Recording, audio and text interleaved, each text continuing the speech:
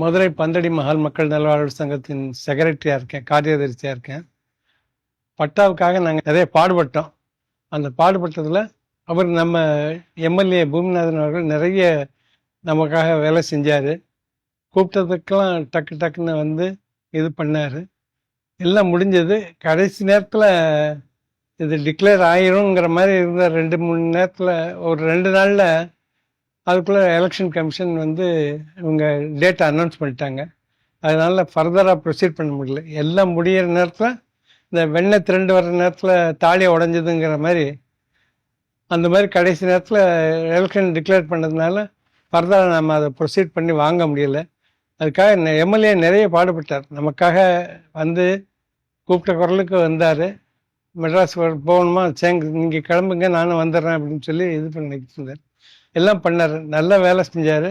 ஆனால் கடைசி நேரத்தில் வாங்க முடியாமல் போச்சு. இருந்து அவர் அடுத்த டைமுக்கும் வந்து இதே மாதிரி இப்போ எங்களுக்கு பட்டா வாங்கி கொடுக்கணும்னு சொல்லி எல்லா சார்பும் வேண்டிக்கிறேன். நன்றி, வணக்கம்.